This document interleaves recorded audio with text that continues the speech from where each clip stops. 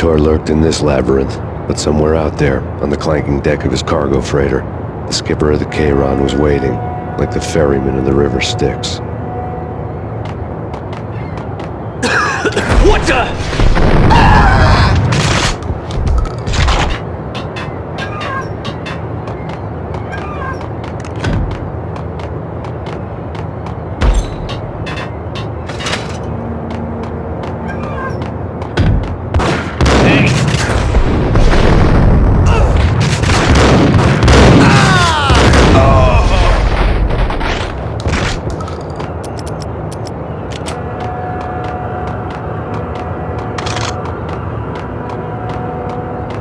Both of them beaten to a pulp.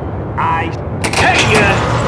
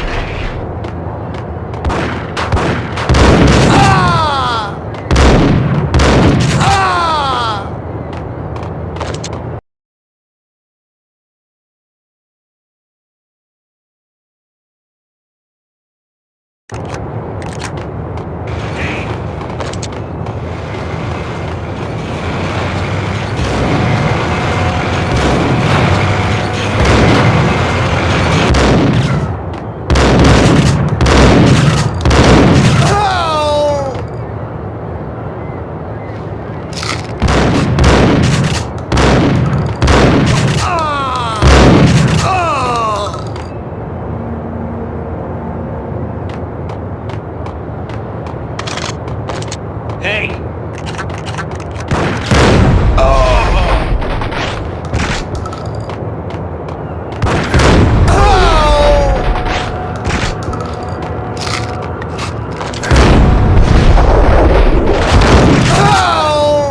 Raise the bridge!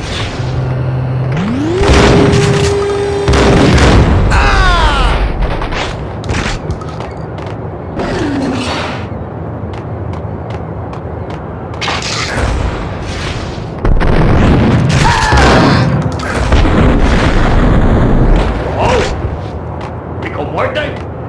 This way! In here!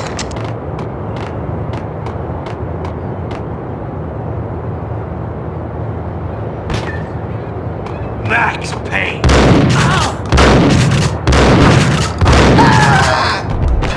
I doubted the letter was a receipt.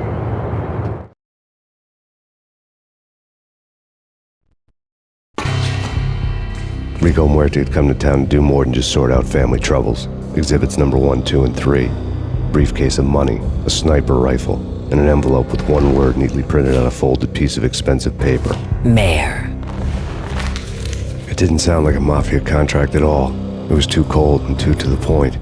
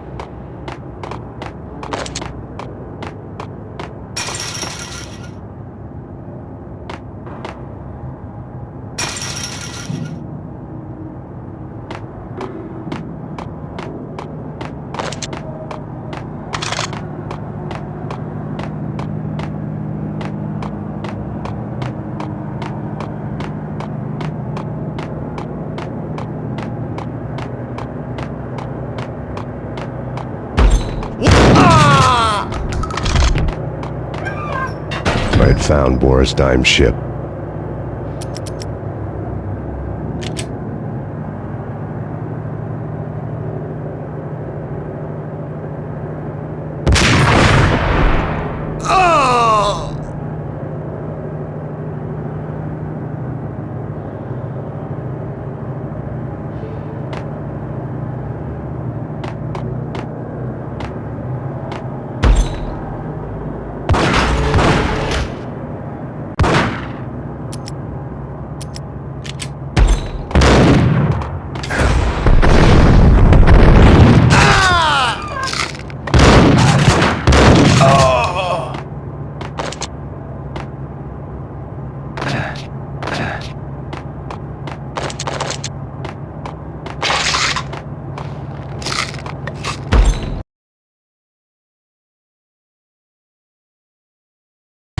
Rust had crept over the sides of the cargo steamer a long time ago.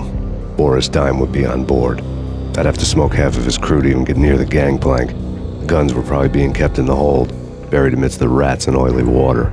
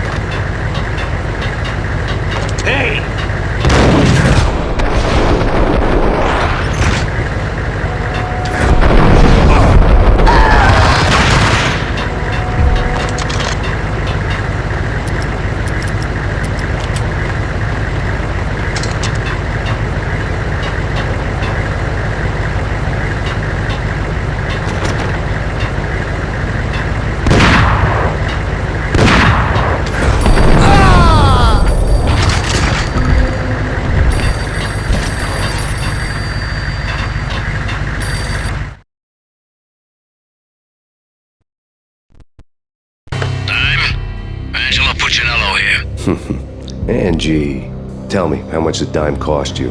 I bet it was more than his name. Max Payne, Right the first time. you're dead, punk. You sure you're not confusing me with Boris here?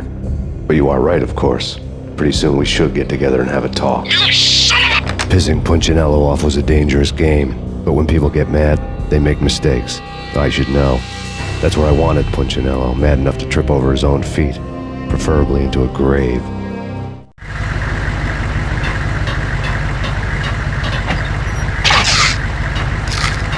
Dime! Dime!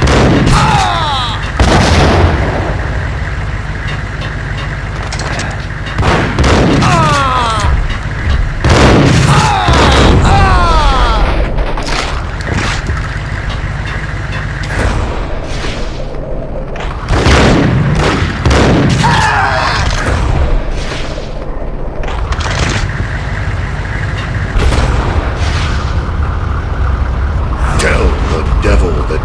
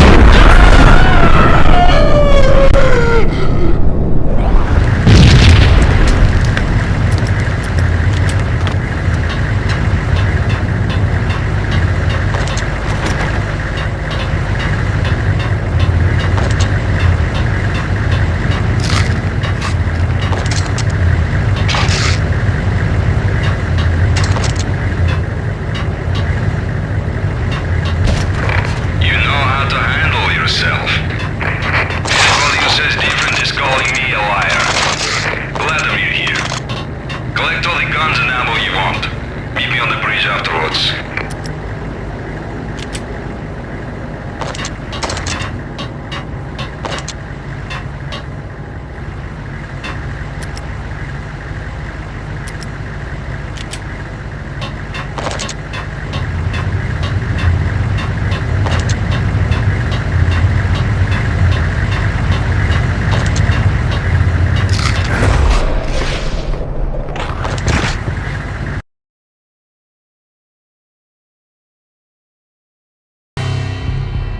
Did you get everything you need? Check. I owe you. Anything you need. This is my solo. When I'm through, Punchinello won't be anybody's problem anymore. Clear as vodka. But anytime you get between a rock and a hard place, just whistle. This could be the beginning of a beautiful friendship. You really get a bang out of this big-time gangster act, don't you?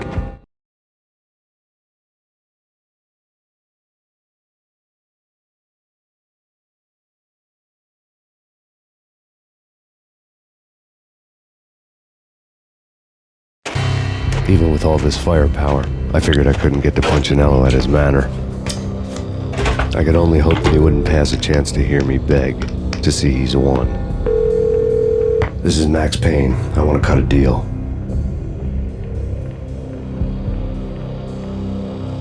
Payne, you're a dead man. That's what everybody keeps telling me. I got your ship and her cargo. I want to meet. No pain, no gain. Capiche? You know my restaurant? Yeah, I know it. 1 hour. Punchinello's restaurant had seen better days. Snow was falling like ashes from post-apocalyptic skies, but that was outside.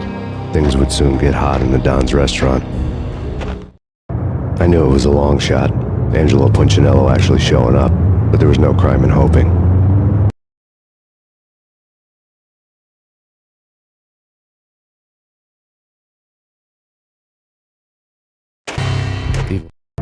I knew it was a long shot, Angelo Punchinello actually showing up, but there was no crime in hoping.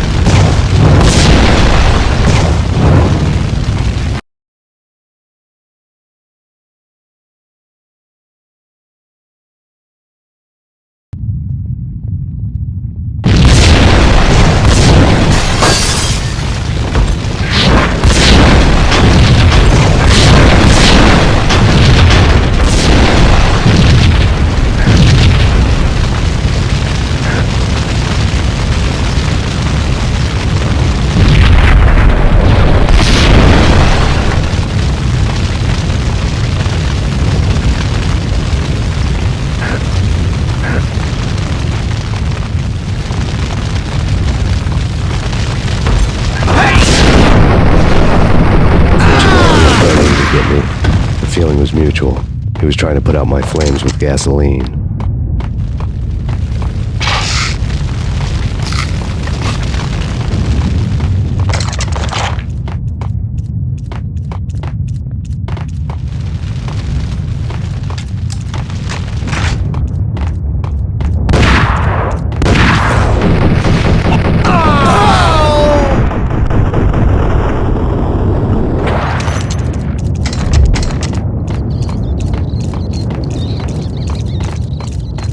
The mobsters have been guarding a real treasure.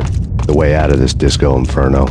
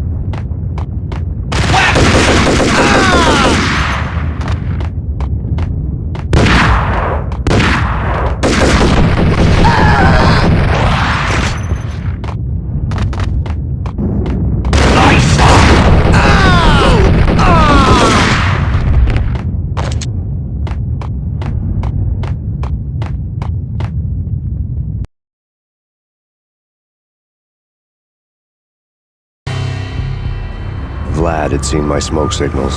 The Mercedes was revving to go, almost drowning out the Banshee wail of the sirens. You coming? We'll drop you off at the Punchinello Manor. Sounds good to me. When this is over, look me up. I could use a professional like you. I'll keep that in mind.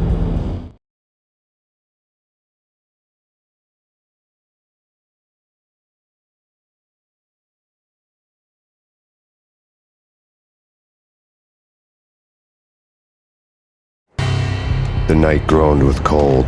The garden lights flickered nervously. In their light, the falling snow was dead white before the darkness ate it up. I had heard the stories. The trio were mad dogs. They'd have hung the heads of their enemies over the manor gates if the capo had only let them. Punchinello wanted Payne. He'd see the pain. The trick in my situation was that there was no trick, no matter what the movies tell you. No rules, no secret mantra, no roadmap. It wasn't about how smart or how good you were. It was chaos and luck, and anyone who thought different was a fool. All you could do was to hang on madly, as long and as hard as you could. Someone had graciously left the back door open for me and killed the guards. My money was on Mona. I knew the trio would be standing between me and Punchinello. I had read their rap sheets, thick as phone books. No one would be walking out of here alive. The numbing cold of the broken night had followed me in. Upstairs, the trio tangoed down the manor halls to the silent rhythm of their murderous hearts, the blood of their victims rust on their lips. Vince Mugnano, Pilot Providence, a.k.a. Big Brother, and Joe Deadpan Salem. The pistol was a frozen lump in my hand, piercing the skin, gnawing me to the bone.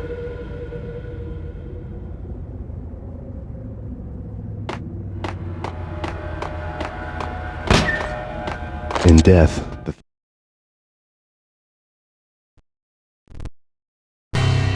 someone hadn't enjoyed the Don's hospitality. Someone with a flair for the dramatic. Someone who had let herself out of a locked cell and past a couple of armed guards. My thoughts were on Mona again. I could only hope she was a good enough gambler to walk away while she was still winning, before she'd run into the trio. Doug had been promoted to messenger. Payne! It's Payne! Oh!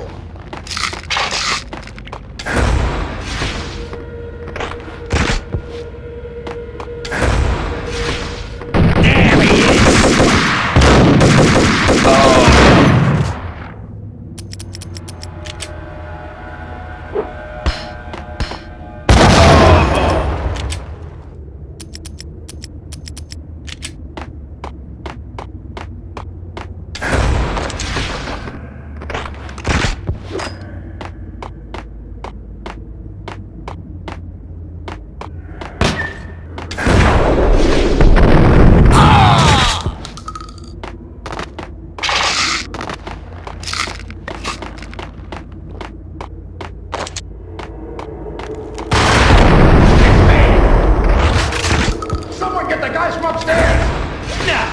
No one's going. What the?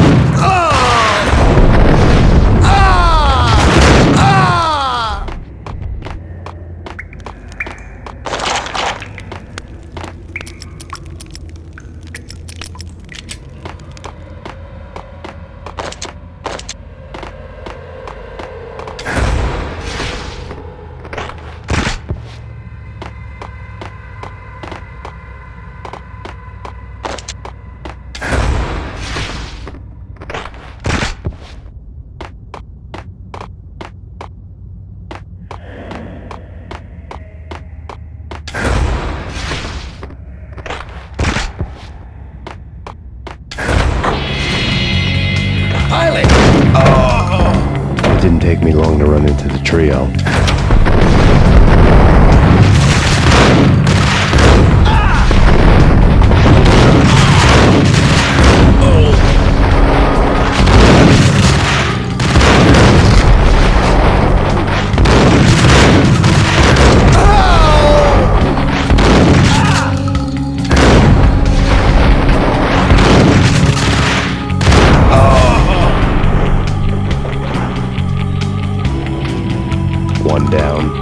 go.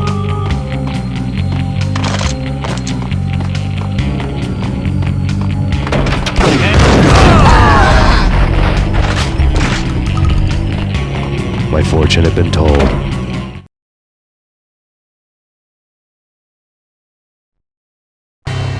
The word on Lisa Punchinello was that she was a...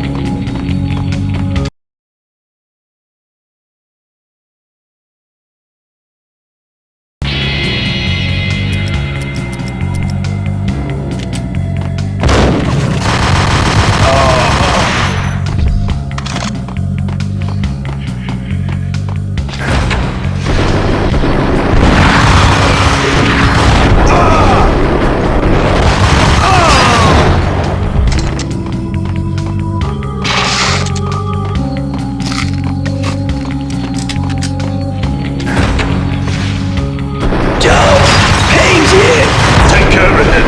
I want him dead!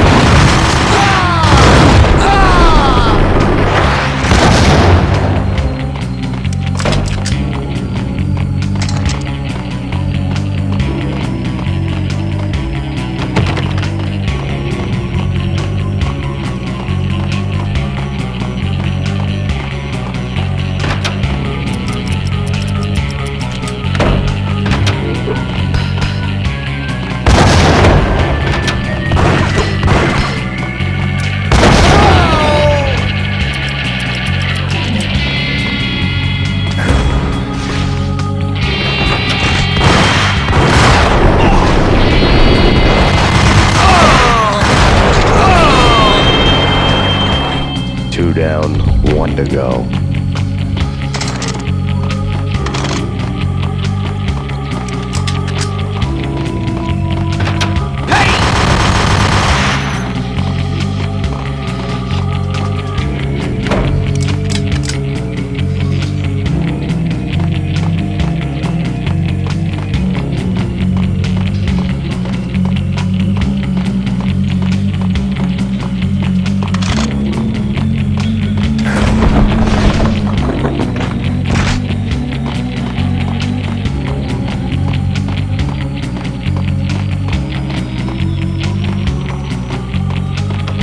Don't stop at him! This will. This'll stop anything. They coming.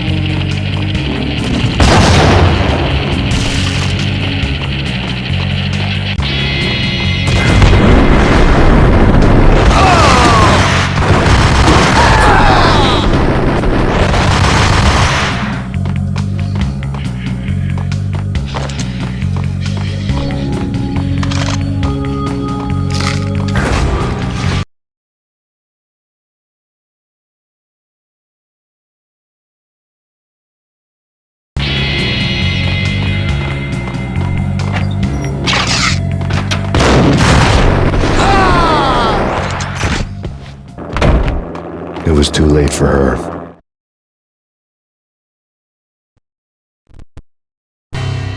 You're a real angel, Max. I couldn't tell whether it was Mona or her sister. The body was a mess. The sick bastard had really gotten a kick out of it. Seeing her lying there got me thinking about another woman's body on another bed. Got me thinking about a fallen cradle.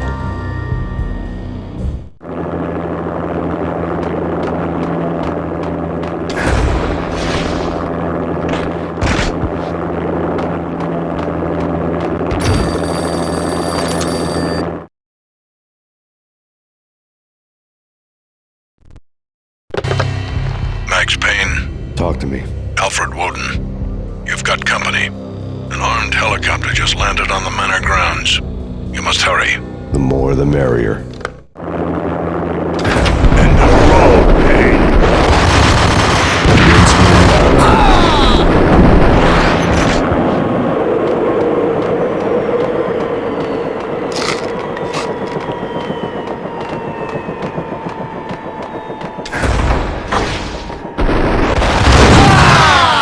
Punchinello's trio was done for.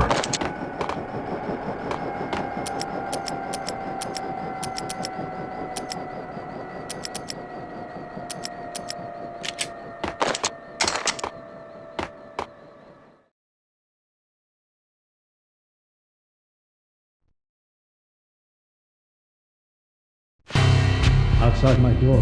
Hurry. He's coming for me. You gotta hurry. Please. I could hear Punchinello on the phone begging for help. He should have been saying his goodbyes. Punchinello was a pushover. The moment I stepped into the room, he folded like a deuce before a royal flush. No, wait. I was just doing what I was told. I couldn't refuse. She's someone high up. Government, maybe. I don't know. He was trying to buy more sand for his hourglass.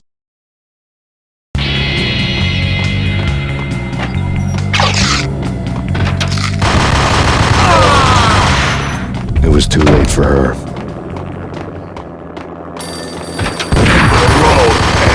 Rinse me now.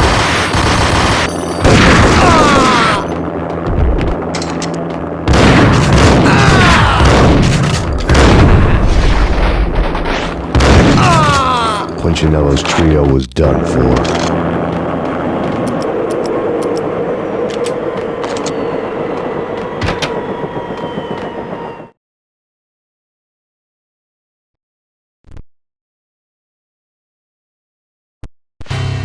Outside my door. No, I told him not to.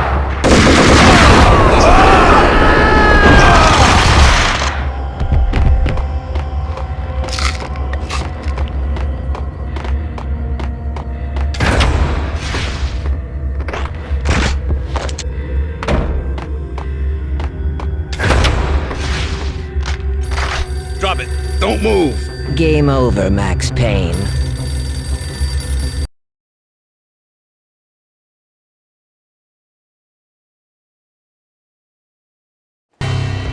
I could tell when I was outgunned. It was time to take another beating. The mystery witch was a real barracuda. Trouble on dagger heels, a smoking assault rifle in her hand, and an army of killer suits behind her. How sweet. I get to kill two birds with one stone. Sooner or later, it was going to catch up with you. Mr. Payne, it's time to show you the benefits of my brew. Be a good boy now. You'd find that Lady Luck was really a hooker. You were fresh out of cash.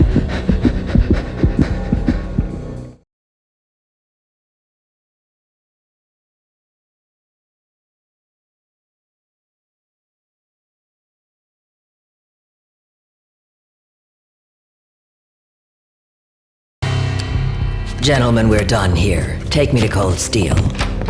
She had just given me an OD of Valkyr. I could feel green fire eating my brains. They turned to steam. They did a fade on me. I'd never had a chance. The witch had got me just as sure as if she put a gun to my head and pulled the trigger. The shadows rushed me, bruised mugshot faces hungry for revenge. They knew my weak spots and closed in for the kill. The floor turned into a vortex of green blood. I fell. Flesh of fallen angels.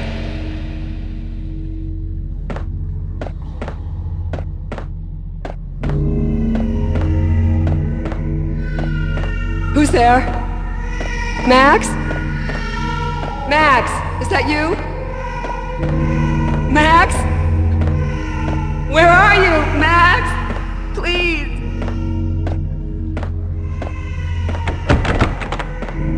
No, please, Max, no. I'm sorry. Please don't, Max, no. Please. No, please God, no.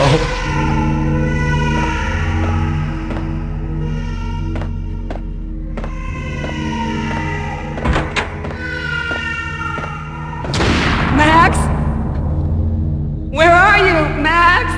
Please.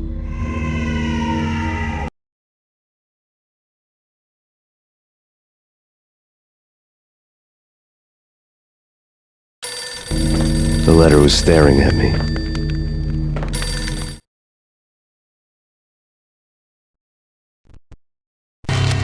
There was something disturbingly familiar about the letter before me. The handwriting was all pretty curves. You're in a graphic novel. The truth split my skull open, a glaring green light washing the lies away. All of my past was just fragmented still shots, words hanging in the air like balloons. I was in a graphic novel. Funny as hell. It was the most horrible thing I could think of.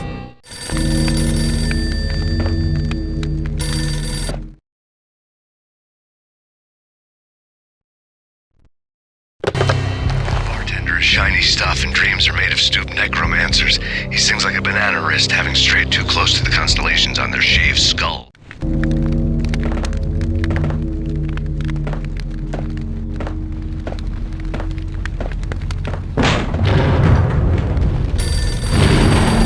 The weird piece of paper looked dangerous.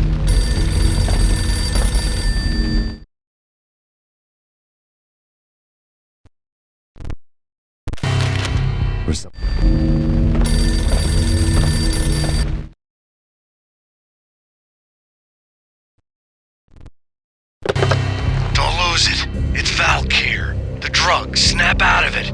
Try to remember. It was a bad line in a prank call. Someone spouting insane babble. I couldn't make sense of it. But I had an overwhelming sense of deja vu in the caller's voice.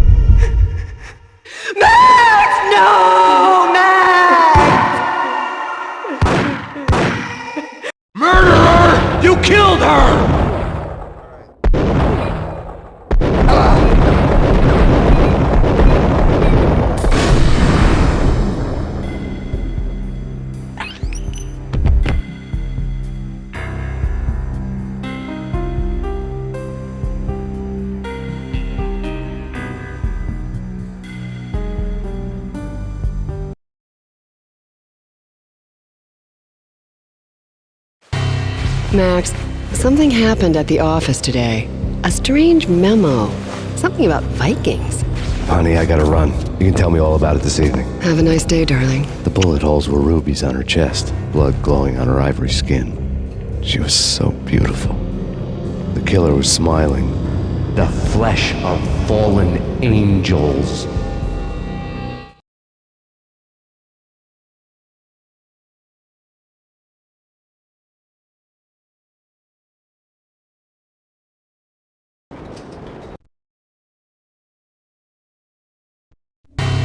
Slowly, the green nightmare faded, leaving dark stains on my soul that would never come off. I felt like flatlining. I was all shook up.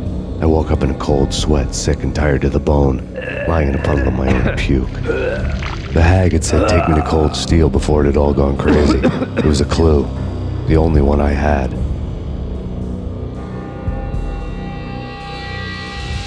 It took me forever to crawl back to my feet and hit the road, but when I did, I drove straight to Cold Steel Foundry outside the city. There was a whole lot of action around the place for a freezing winter night. Trucks coming and going, men running. I had the drop on the mystery witch. She thought I was dead. I was on her blind side. I was going in. The bad trip had put me in a crazy mood, adrenaline pumping through my aching veins. Staggering on the mill roof in ice and snow and wild wind, I was a ninja. My kung fu was strong. I wasn't kidding anybody. At best, I was Superman on kryptonite about to fall through a skylight, down to where it was all going down. A half-abandoned industrial area in the middle of nowhere. The factory was a perfect front for any number of illegal activities.